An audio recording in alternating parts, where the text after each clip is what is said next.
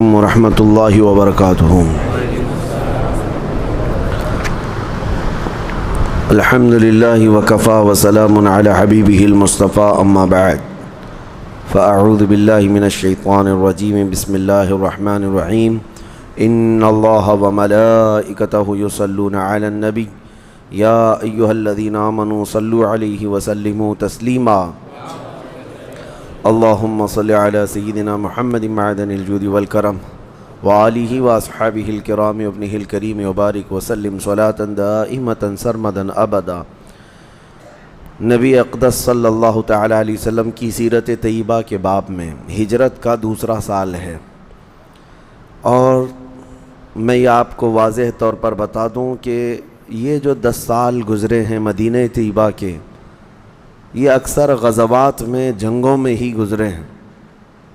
اتنی جنگیں ہوئیں، اتنے غزوات ہوئے، لیکن اس کے باوجود بھی بہت سارے اہم کام مدینہ طیبہ میں طے پائے جو قیامت تک کے لیے رقم ہو گئے۔ نبی پاک صلی اللہ تعالیٰ علیہ وسلم ایک چھوٹے سے غزوے میں بھی جاتے تو کم از کم 15 دن باہر مدینے سے رہنا پڑتا۔ تو آپ اندازہ کریں کہ سال میں کبھی 6 غزوات ہیں، کبھی 5، کبھی 6 ایک سال کے اندر۔ اور دوسری ہجری ہی تھی، جیسے کہ کل میں نے بتایا پہلی ہجری ایک سال ختم ہوا تو دوسری ہجری جب شروع ہوئی تو غزوات شروع ہو گئے، جس میں سے سب سے پہلے سریہ حمزہ، جس کو میں نے کل بتایا تھا پہلی ہجری نہیں، وہ دوسری ہجری میں ہے۔ حضرت امیر حمزہ رضی اللہ تعالیٰ عنہ کے ساتھ 30 لوگ نکلے تھے، اور یہ سیف البحر ایک جگہ ہے سمندر کے کنارے، ابو جہل 300 لوگوں کے ساتھ مقابلے میں آیا تھا، لیکن وہ لڑائی نہیں ہوئی۔ ایک شخص مجدی نام کا تھا جو دونوں جماعتوں کا حلیف تھا، اس نے جنگ ہونے نہ دیا تو یہ دونوں فوجیں واپس چلی گئیں۔ اس کے بعد پھر سریہ عبیدہ بن حارث ایک صحابی ہیں، ان کو 80 مجاہدین کے ساتھ حضور پاک صلی اللہ علیہ وسلم نے روانہ فرمایا تھا، اور جس کے مقابل میں ابو جہل کے بیٹے اکرمہ وہ آئے تھے تقریباً 400 لوگوں کو لے کر۔ یہ جنگ بھی ٹل گئی، لیکن جس میں حضرت سعد ابن ابی وقاص رضی اللہ تعالیٰ عنہ نے تیر چلائے تھے۔ پھر اس کے بعد سریہ سعد ابن ابی وقاص بھی ہے۔ یہ سریہ جو میں کہہ رہا ہوں یہ بھی ایک چھوٹی جنگ ہے۔ پھر غزوہ بوات، جس میں خود نبی پاک صلی اللہ تعالیٰ علیہ وسلم شریک ہوئے۔ پھر غزوہ ابوا ایک جگہ ہے 100 کلومیٹر دور مدینے سے، اس میں بھی نبی پاک صلی اللہ علیہ وسلم گئے۔ پھر غزوہ صفوان ہے۔ یہ 6 جنگیں ہوئی، اس کے بعد جنگ بدر ہوئی۔ یہ سب دوسری ہجری میں ہیں، ہجرت کا دوسرا سال چل رہا تھا، اور رمضان میں ہوئی ہے۔ اس سے پہلے آپ اندازہ کر سکتے ہیں محرم، صفر، ربیع الاول، ربیع الاخر، جمادی الاول، جمادی الاخر، رجب، شعبان، 8 مہینے گزرے، جس میں رجب کا پورا مہینہ تو جنگیں نہیں ہوتی، 4 مہینے جنگ نہیں ہوتی تھی۔ ایک رجب کا مہینہ، پھر دوسرا شوال، ذی القعدہ، ذی الحجہ، یہ ایام حج، ان کو حرمت والے مہینے کہا جاتا ہے۔ ان 4 مہینوں میں جنگ کرنا بہت برا عیب سمجھا جاتا، اور ہے بھی، قرآن نے بھی اس کو ذکر کیا ہے کہ یہ حرمت والے 4 مہینے ہیں۔ عرب برسوں سے ان 4 مہینوں میں جنگیں نہیں کرتے، اپنی تلواریں رکھ دیا کرتے۔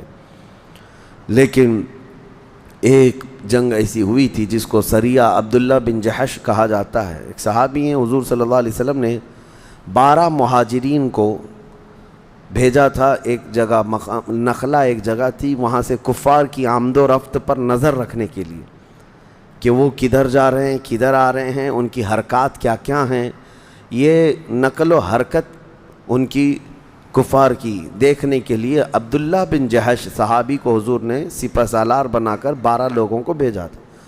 وہ ایسی جگہ تھی جہاں سے کفار مکہ کا گزر روزانہ چلتا رہتا تھا۔ یہ جنگ بدر سے پہلے کی بات میں کہہ رہا ہوں، اور یہ بھی ایک وجہ ہے جنگ بدر کی۔ یہ جو سریہ عبداللہ بن جحش ہے، جنگ بدر کی ایک وجہ یہ بھی ہے۔ 12 لوگ یہ صحابہ وہاں تھے۔ اب اس میں ایک دن ایسا ہوا کہ مکہ کے دو نامی گرامی لوگ، جس میں عبداللہ حضرمی کا بیٹا عمر اور ایک دوسرا پہلوان کا بیٹا اور ایک مغیرہ کا پوتا، یہ لوگ وہاں سے گزر رہے تھے۔ انہوں نے دیکھ کر کے پہچان لیا کہ یہ مدینے سے آئے ہیں، اور آپس میں انہوں نے کہا کہ یہ ہماری جاسوسی پر ہیں، اگر ان کو ہم نے نہیں مارا تو یہ ہماری خبریں مدینے پہنچائیں گے۔ تو وہ لوگ سامنے آئے۔ اب مسئلہ ان کے ساتھ حضرت عبداللہ بن جہش کے ساتھ یہ تھا کہ وہ ایک پورا قافلہ تھا، عمر الحضرمی کا جو ہے قافلہ تھا پورا، وہ تجارت کا قافلہ لے کر مکہ جا رہا تھا، لیکن اس نے بیچ راستے میں ہی اپنے ساتھیوں سے کہا یہ جو 12 لوگ یہاں بیٹھے ہیں یہ جاسوسی کر رہے ہیں ہمارے، اگر ان کو چھوڑ دیا جائے تو یہ مدینے ہماری خبریں پہنچائیں گے، لہٰذا ان کے ساتھ کچھ کرنا چاہیے۔ حضرت عبداللہ بن جہش کو یہ خبر مل گئی کہ یہ قافلے والوں نے ہم پر نظر ڈال لی، اب کیا کریں؟ مسئلہ یہ تھا کہ رجب کی آخری تاریخ تھی، جنگ حرام ہے، جنگ کرنا اس میں حرام ہے، حرمت والا مہینہ چل رہا ہے۔ تو حضرت عبداللہ بن جہش نے ساتھیوں سے مشورہ کیا، دو میں سے ایک آپشن ہے ہمارے پاس، اگر ہم نے لڑائی نہیں کی تو یہ ہم سب کو گرفتار کر کے مکہ لے جائیں گے، ہم 12 لوگوں کو قیدی بنا کر کے مار ڈالیں گے، یا اگر ہم جنگ کرتے ہیں تو رجب کے مہینے میں جنگ کرنے کا گناہ اٹھانا پڑے گا، دو میں سے ایک ہے۔ پھر اس بات پر اتفاق ہو گیا، نہیں، جان بچانا فرض ہے، ہم لڑیں گے اور اپنی جان بچائیں گے اور حرمت والے مہینے کا جو کفارہ ہوگا وہ ادا کریں گے اور بارگاہ مصطفیٰ میں اس مسئلے کو رکھیں گے۔ تو انہوں نے پیغام آنے کا انتظار نہیں کیا اور اس قافلے کے ساتھ لڑ پڑے جو تجارت کا قافلہ آیا تھا۔ تو یہ 12 مجاہدین جو صحابہ تھے اس پورے تجارتی قافلے میں جتنے تھے جو لڑنے کے لیے کھڑے ہو چکے تھے، ایسی لڑائی کی کہ ان سب کو مار ڈالا۔ عمر الحضرمی، مغیرہ کا پوتا، سب کے سب موت کے گھاٹ اتر گئے، اور یہ پہلی جنگ ہے جس میں موت ہوئی، یعنی اس سے پہلے تیر بازی ہوئی، تلواریں ہوئی، لیکن جنگیں نہیں ہوئی تھیں باضابطہ۔ یہ سریہ عبداللہ بن جہش جس میں 3 لوگ مارے گئے تھے، بڑے بڑے جو ہیں وہ کفار کے نامی گرامی لوگوں کے بیٹے تھے، اور اس کے بعد حضرت عبداللہ بن جہش کے ہاتھ میں یہ مال غنیمت بھی آیا اور سب لے کر کے مدینے آ گئے۔ حضور صلی اللہ علیہ وسلم سے معاملہ عرض کیا کہ ایسا ایسا معاملہ ہوا ہے، رجب کی آخری تاریخ تھی۔ تو اب حضور پاک صلی اللہ تعالیٰ علیہ وسلم نے فرمایا تم نے جو کیا وہ بالکل ٹھیک ہے، اس لیے کہ تمہاری جان کی حفاظت یہاں بہت ضروری تھی، تم رسول اللہ کی اطاعت میں تھے۔ اب یہ رجب کی تاریخ ختم ہو گئی، شعبان آیا، مکہ میں یہ خبر پھیل گئی، عمر حضرمی مارا گیا ہے، مغیرہ کا پوتا مارا گیا ہے، فلاں بن فلاں مارا گیا ہے۔ مکہ میں کھلبلی مچ گئی کہ اتنے بڑے بڑے گھر والوں کو مدینے سے چند لوگ آ کر مار گئے، حالانکہ وہ مارنے کے لیے نہیں آئے تھے، لیکن وہ اپنی جان بچانا چاہ رہے تھے۔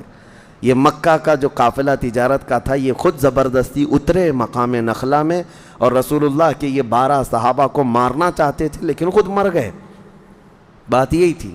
اب مکہ والوں میں انتقام کی آگ بھڑک گئی، کہا کہ انہوں نے ہمارے بیٹوں کو مارا ہے، اب ہم بدلہ لیں گے۔ اسی بدلے کی آگ میں وہ 1000 لوگوں کو لے کر کے رمضان میں بدر تک آئے۔ تو سریہ عبداللہ بن جہش جو ہے وہ بھی ایک سبب تھا جنگ بدر کا۔ جنگ بدر میں وہ اپنے بدلہ لینے کے لیے آئے تھے۔ اب جو جنگ بدر ہوئی اس کی تفصیلات میں نے آپ کو بتا دیا ہے، کیسے کیسے ہوئی، اس جنگ میں کیا کیا معاملات ہوئے۔ بہرحال 17 رمضان المبارک 2 ہجری کو جنگ بدر واقع ہوئی۔ اس میں نبی پاک صلی اللہ تعالیٰ علیہ وسلم کا ایک عظیم درس ملتا ہے، میں آپ کو بتاؤں۔ 2 صحابہ جو جنگ بدر میں شریک نہیں تھے، مدینے سے آئے نہیں تھے، ایک حضرت حذیفہ اور ایک دوسرے صحابی ہیں، یہ کہیں دوسری جگہ سے آ رہے تھے بدر میں جانے کے لیے۔ بیچ راستے میں کافروں کی ایک جماعت نے ان کو پکڑ لیا، وہ بھی بڑے بڑے لوگ تھے کفار۔ یہ دونوں صحابہ کو پکڑ لیا اور کہا کہاں جا رہے ہو؟ یقیناً تم محمد صلی اللہ علیہ وسلم اور ان کے ساتھیوں کی مدد کرنے کے لیے بدر میں جا رہے ہو، جنگ میں۔ حضرت حذیفہ اور ان کے جو ساتھی تھے ظاہر سی بات ہے جا تو وہاں رہے تھے. انہوں نے کہا ہم جا تو رہے ہیں. تو ان کافروں نے کہا کہ اسی شرط پر تم کو چھوڑا جا سکتا ہے کہ تم جنگ میں ان کی مدد کے لیے نہیں جاؤ گے, ورنہ ہم یہاں تمہیں مار ڈالیں گے. تو انہوں نے وعدہ کر لیا, حضرت حذیفہ نے وعدہ کر لیا کہ ٹھیک ہے میں وعدہ کرتا ہوں کہ وہاں بدر میں مدد کے لیے نہیں جاؤں گا. ان کی جان چھوڑ دی گئی. بدر کے میدان میں جب صف آرائی ہو رہی تھی, عین لڑائی کے وقت یہ دونوں صحابہ میدان بدر میں آ گئے. لیکن رسول کریم صلی اللہ تعالیٰ علیہ وسلم سے انہوں نے آ کر عرض کیا, کافروں کی ایک جماعت نے ہمیں گرفتار کیا اور زور زبردستی ہم کو وعدہ لیا کہ تم اگر مدد کے لیے جاؤ گے تو ہم تمہیں مار ڈالیں گے یہیں پر, یا وعدہ کرو کہ اگر ان کی مدد کے لیے نہیں جا رہے ہو تو ہم تمہاری جان چھوڑ دیں گے. نبی پاک صلی اللہ تعالیٰ علیہ وسلم نے جیسی یہ سنا, صفوں سے ان دونوں صحابہ کو الگ کر دیا اور فرمایا ہم عہد کے پابند لوگ ہیں, چاہے دنیا میں کسی سے بھی عہد کیا جائے اس کو پورا کرنا محمد عربی کے غلاموں کا کام ہے. دنیا میں کون ہے آج جو جنگ کے میدان میں سے حضور صلی اللہ علیہ وسلم نے دونوں صحابہ کو الگ کر دیا, کہا جن سے وعدہ کیا ہے اگرچہ وہ کفار کی جماعت ہے لیکن ہم عہد و پیمان والے لوگ ہیں. تو ان دونوں کو جنگ بدر میں شریک ہونے نہیں دیا حضور پاک صلی اللہ علیہ وسلم نے آخری تک کہ تم نے جو وعدہ کیا اس کو برقرار رکھو. جنگ بدر کے اور بھی بہت سارے اہم پیغامات ہیں. جب یہ ختم ہو گئی تو واپس جب بدر کے لوگوں کو لے کر حضور صلی اللہ تعالیٰ علیہ وسلم تشریف لا رہے تھے مدینے کی طرف, 3 دن تک بدر کے میدان میں آپ نے قیام فرمایا اور وادی صفرا ایک جگہ ہے وہاں پر مال غنیمت سب کو تقسیم کیا. اب جو 70 قیدی آئے تھے ان کو فدیہ لے کر کے حضور آزاد کر رہے تھے. کسی سے 4000 درہم فدیہ دیں اور آزاد ہو جائیں. اس میں جو لوگ فدیہ دینے کی طاقت نہیں رکھتے تھے ان کے لیے دوسرا آپشن تھا کہ وہ انصار کے 10 بچوں کو لکھنا سکھا دیں یا کوئی ہنر جانتے ہیں تو سکھا دیں اور آزاد ہو جائیں. یہ جنگ بدر کے قیدیوں کے ساتھ میرے آقا صلی اللہ علیہ وسلم کا سلوک تھا. اور اس کے بعد اس میں ہی حضرت عباس جو حضور کے چاچا ہے, وہ ایمان لائے ہوئے نہیں تھے لیکن کافروں کی طرف سے لڑنے آئے تھے اور قیدیوں میں آ گئے. اب جب وہ آئے تو ان کے اوپر بوجھ تھا وہ خود کا بھی فدیہ دیں اور اپنے بھتیجے عقیل بن ابی طالب یعنی حضرت علی کے سگے بھائی, وہ بھی بدر میں سامنے تھے, عقیل بن ابی طالب اور حارث عمر بن حارث غالباً یہ بھی حضور صلی اللہ علیہ وسلم کے چچا کے بیٹے ہیں, وہ بھی کافروں کی طرف سے تھے. تو حضرت عباس اور ان کے 2 بھتیجے دونوں قیدیوں میں ہیں. ان سے کہا گیا اب ان تینوں کا فدیہ آپ کے اوپر ہے, آپ دے دیجئے اور آزاد ہو جائیے. انہوں نے کہا میرے پاس اتنا مال نہیں ہے, نہ ہی میرے پاس کوئی چیز رہ گئی ہے. حضور صلی اللہ علیہ وسلم نے فرمایا مکہ سے منگوا لیجئے. تو انہوں نے کہا وہاں پر بھی میرے پاس اتنا مال نہیں ہے. نبی پاک صلی اللہ علیہ وسلم نے فرمایا چچا آنے کے وقت اپنی بیوی ام الفضل کو جو سونے کے سکے دے کر آئے تھے وہ منگوا لو, جو آپ نے محفوظ رکھنے کے لیے کہا تھا. حضرت عباس اس وقت کیا کہتے ہیں, قسم اس رب ذوالجلال کی جس نے آپ کو حق کے ساتھ نبی بنا کر بھیجا ہے, یہ راز میرے اور میری بیوی کے علاوہ کوئی نہیں جانتا تھا, اور کوئی غیب کیا تم سے نہاں ہو بھلا, یہ میرے مصطفیٰ کا علم تھا. حضرت عباس نے تینوں کا فدیہ ادا کیا اور اس کے بعد پھر مسلمان بھی ہو گئے. اسی میں یہ جنگ کی جو اگر عجائبات بتاؤں تو بہت طویل ہے کہ یہ جنگ دنیا کی ایسی جنگ ہے جس میں آمنے سامنے لوگوں کا بڑا امتحان تھا. ادھر ماموں ہے سامنے بھانجا ہے, ادھر چاچا ہے سامنے بھتیجا ہے, ادھر بھائی ادھر بھائی, ادھر باپ ادھر بیٹا, پورے کے پورے رشتے. حضرت ابوبکر ادھر ہیں بیٹا ادھر ہے, حضرت عمر ادھر ہیں ماموں ادھر ہے. حضرت عمر رضی اللہ تعالیٰ عنہ کا سگا ماموں ہے ابو جہل, 1 2 نہیں, خود رسول کریم صلی اللہ علیہ وسلم کے داماد ابو العاص حضرت زینب کے شوہر جنگ بدر کے کافروں میں ہے. حضور صلی اللہ علیہ وسلم کی بڑی بیٹی حضرت زینب جن کے نکاح میں تھے ابو العاص, وہ ایمان لائے نہیں تھے کیونکہ ان کا نکاح ہجرت سے پہلے ہی مکہ میں ہو گیا، اور حضرت زینب تو اسی وقت ایمان لائی تھیں جب حضور نے اعلان فرمایا۔ ابو العاص نے کیا کیا؟ ایمان بھی نہیں لایا اور اپنی بیوی کو چھوڑا بھی نہیں، حالانکہ حضور کی دو بیٹیاں حضرت رقیہ اور حضرت ام کلثوم، یہ دونوں جو ہیں پہلے حضرت عثمان کے نکاح میں نہیں تھی، عتبہ اور شیبہ کے نکاح میں تھیں، اور ان دونوں نے حضور کے اعلان نبوت کے بعد دونوں کو اپنی بیویوں کو طلاق دے دیا، حضور کی بیٹیوں کو، اور جب وہ طلاق ہو کر گھر میں آئیں تو حضرت عثمان غنی نے حضرت رقیہ سے نکاح کیا تھا، اور پھر ان کے انتقال کے بعد حضرت ام کلثوم سے نکاح کیا۔ تو کفار میں اس وقت ابو العاص بھی آئے۔ اب ہوا یہ کہ قیدیوں میں گرفتار ہو کر کیا ہے، داماد ہے نبی پاک صلی اللہ علیہ وسلم کا، لیکن انصاف سب کے ساتھ برابر کا ہے۔ اب ان کے فدیہ دینے کا وقت آیا تو ان کے پاس کوئی چیز نہیں تھی، انہوں نے پیغام بھیجا حضرت زینب کو کہ کچھ مال دے کر کے بھیجیں، میں پکڑا گیا ہوں۔ تو حضرت زینب کے پاس ان کی ماں کا دیا ہوا ایک قیمتی ہار تھا، حضرت خدیجہ کا شادی میں دیا ہوا ہار تھا، اور وہ بڑا قیمتی ہار تھا۔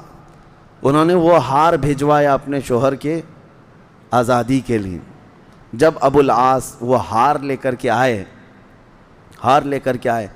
نبی پاک صلی اللہ علیہ وسلم دیکھتے ہی حضور کی آنکھوں میں آنسو آ گئے کہ یہ میری شریک حیات خدیجۃ الکبریٰ کا یہ ہار ہے جو اپنی بیٹی کو دیا تھا۔ اور اس کے بعد صحابہ کرام کو بلاتے ہیں اور پوچھتے ہیں کیا تمہارا مشورہ ہے اس بارے میں کہ یہ میری عزیز ترین زوجہ خدیجہ کا ہار ہے جو اس نے اپنی بیٹی کو نکاح میں دیا تھا، اگر تم چاہو تو میں اپنی بیٹی کو یہ ہار واپس کروں، یہ نہیں کہ میں جو چاہوں کر لوں۔ یہاں پر صحابہ اکرام سے مشورہ لینا، حضور اس کے محتاج نہیں تھے، لیکن انصاف کا ترازو قائم کرنا تھا۔ سارے صحابہ نے کہا یا رسول اللہ صلی اللہ علیہ وسلم، ہماری ساری خواہشیں آپ کی خواہش پر قربان ہیں، آپ کی رضا پر قربان ہیں۔ حضور نے ابو العاص کو وہ ہار واپس کیا اور آزاد بھی کیا، وہ گئے مکہ واپس۔ اور اس کے بعد ہوا یہ کہ ابھی بھی ایمان لائے نہیں تھے، لیکن ایک بار مکہ سے تجارت کے لیے کہیں ملک شام گئے اور واپسی میں آ رہے تھے، پھر ایک جگہ مٹ بھیڑ ہو گئی صحابہ کے ساتھ، کیونکہ وہ ایسا قافلہ تھا جو دشمن قافلہ تھا اور صحابہ سے لڑ رہا تھا مدینے کے باہر، اس میں پھر ابو العاص سامنے ہے۔ ہوا یہ کہ دوبارہ وہ ہار گئے، وہ قافلہ بھی جو ہے صحابہ کے ہاتھ میں آ گیا، پھر گرفتار کر کے مدینے لے کر آئے، داماد دوسری بار گرفتار ہو کر مدینے آئے۔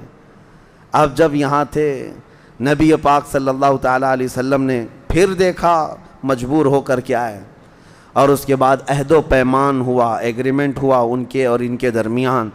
نبی پاک صلی اللہ تعالیٰ علیہ وسلم نے صحابہ سے کہا تم اگر چاہو تو ان کو قافلے سمیت واپس کر دو مکہ۔ حضور کی نگاہیں بہتر جانتی تھیں، صحابہ نے وہ پورا قافلہ ابو العاص کے حوالے کر دیا۔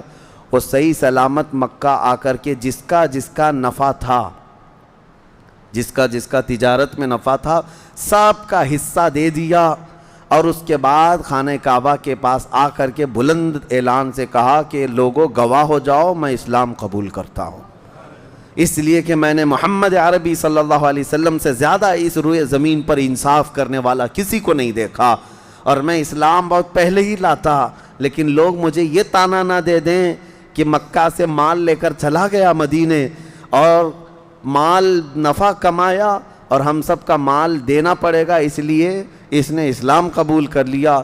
لوگ میرے اسلام پر یہ طعنہ نہ ماریں کہ میں نے نفع کے لیے ان کے مال لوٹنے کے لیے اسلام قبول کیا، اس لیے صحیح سلامت قافلہ واپس لایا اور سب کا سامان دیا، اب میں اسلام قبول کرتا ہوں۔ اس کے بعد پھر اپنی زوجہ حضرت سیدہ زینب رضی اللہ تعالیٰ عنہ کو لے کر خود مدینہ طیبہ ہجرت کر کے آ گئے۔ یہ دوسری ہجری کا ہے۔ اب جو بدر کے انجام تھے اس میں ابو جہل مارا گیا، بڑے بڑے کافر مارے گئے۔ اب جب نبی پاک صلی اللہ علیہ وسلم واپس تشریف لا رہے تھے، مکہ کی حالت ایسی تھی کہ کسی کو رونے کی اجازت نہیں تھی، کہ بدر میں جو لوگ مرے ہیں ان کے غم میں کسی کو رونے کی اجازت نہیں تھی، اس کو برا سمجھتے تھے لوگ کہ ہار گئے اور اس کے بعد پھر اپنے بیٹوں کے اور اپنے بھائیوں کے موت پر رو رہے ہیں، کسی کو رونے کی اجازت نہیں تھی، ایسے حالات تھے۔ اور اس جنگ میں ابو لہب نہیں آیا تھا جو پکا گستاخ ہے، وہ آیا نہیں تھا، لیکن اس نے بدر کے حالات اتنے سنے کہ بیمار ہو گیا کہ ایسے مارا ہے، ایسے مارا ہے، ویسے مارا ہے۔ وہ سن کر کے بیچارہ بیمار ہو گیا کہ ہمارے مکہ کے لوگ ایسے مارے گئے بدر میں، اور جس کو کہتے ہیں بہت زیادہ صدمہ لے لیا، اور اس کے بعد بیماری ایسی لگ گئی کہ بدن میں چیچک پڑ گئے، اور چیچک کی بیماری کو عرب لوگ بہت منحوس بیماری سمجھتے تھے، اور اسی بیماری میں ابو لہب کی موت ہو گئی۔ اور موت ہونے کے بعد وہاں پر اپشگن سمجھا جاتا تھا، چیچک میں مرا ہوا آدمی جو ہے اس کو یہ سمجھا جاتا تھا کہ اس کے ذریعے سے اب سب کو بیماری پھیلے گی۔ آج ہمارے ہاں بھی بیچارے جو ہندو لوگ ہیں وہ بہت ساری ایسی موتوں کو ہاتھ بھی نہیں لگاتے۔ بیچارے کورونا میں کتنے تو باپ ایسے چلے گئے، ان کا بیٹا کوئی پکڑنے بھی نہیں آیا۔ اسلام میں یہ نہیں ہے میرے عزیزو، چاہے وہ کسی بھی طرح کی موت میں مرے۔ الحمدللہ میں نے دیکھا ہے، میرے ایک ساتھی ہیں، میرے سے جونیئر ہیں اگرچہ، وہ انگلینڈ میں رہتے ہیں، لیکن تقریباً 200 سے زیادہ باڈی ایسی جو کرونا میں ختم ہو چکے تھے، ان کو اپنے ہاتھوں سے نہلایا بھی ہے، کفنایا بھی ہے اور دفنایا بھی ہے۔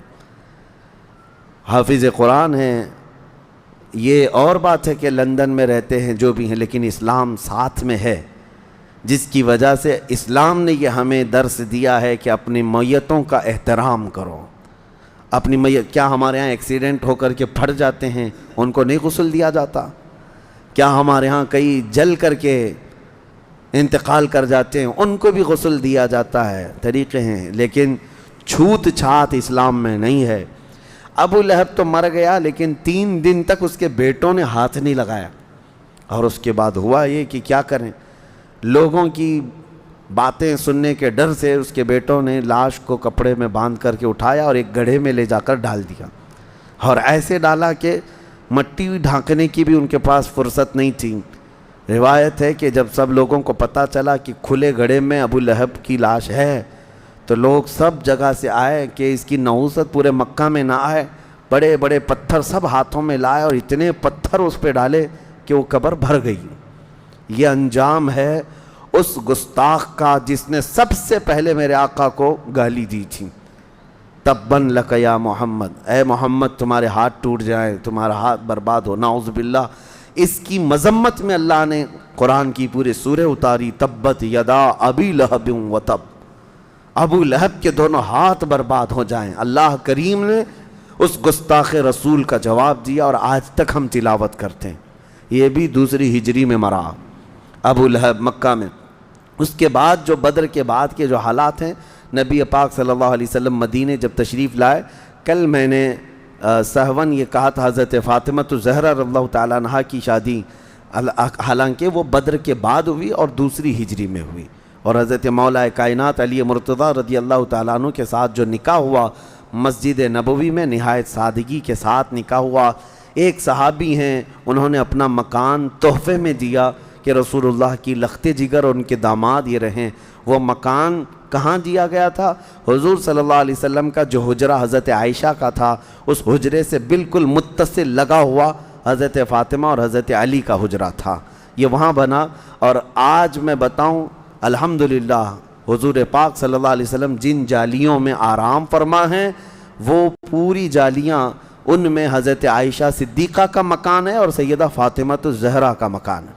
یہ دونوں مکان اس جالی کے اندر آ چکے ہیں آج جہاں روضہ رسول ہے۔ حضرت فاطمہ الزہرا کو مختصر جہیز دیا گیا تھا، آپ نے سنا ہوگا، کھجور کے چھال کا ایک گدا تھا، ایک پنچکی تھی، ایک مشکیزہ تھا، اور کچھ سامان جو تھے۔ لوگوں میں یہ ایک چیز مشہور ہے کہ حضرت فاطمہ کا جہیز یہ تھا، لیکن ایک نقطہ میں یہ بتاؤں، جہیز کو اسی سے لوگ کمپیئر کر کے یہ کہتے ہیں اتنا جہیز تو رسول اللہ نے اپنی بیٹی کو دیا تھا۔ آپ کو یہ بات نہیں معلوم، یہ جہیز جو حضور نے دیا تھا وہ حضرت علی سے کہا تھا کہ یہ پیسے لاؤ اور یہ سامان خریدو، شوہر کے پیسوں سے ہی جہیز خریدوایا گیا تھا۔ ہاں یہ اور بات ہے کہ نبی پاک صلی اللہ علیہ وسلم دونوں کے سرپرست تھے، حضرت علی رضی اللہ تعالیٰ عنہ کے بھی، حضرت فاطمہ الزہرا کے بھی، تو آپ نے نکاح فرمایا اور دونوں کے لیے یہ دوسری ہجری کے واقعات ہیں، اور جو اہم واقعات ہیں اس میں یہ ہے کہ اسی دوسری ہجری میں رمضان کے روزے فرض ہوئے، دوسری ہجری میں ہی زکوٰۃ فرض ہوئی، دوسری ہجری میں ہی نبی پاک صلی اللہ تعالیٰ علیہ وسلم نے بہت سارے احکامات جو اسلام کے ہیں وہ فرض قرار دیے۔ نماز تو پہلے فرض تھی، لیکن رمضان کے روزے اور زکوٰۃ یہی دوسری ہجری میں فرض کیے گئے۔ یہ دوسری ہجری کے اہم واقعات تھے۔ انشاءاللہ اس کے بعد آگے کی تفصیل عرض کریں گے۔ اللہ کریم جب تک زندہ رکھے، رسول اللہ کے جلووں میں زندہ رکھے، اور جب موت آئے تو میرے آقا کے قدموں میں موت عطا فرمائے۔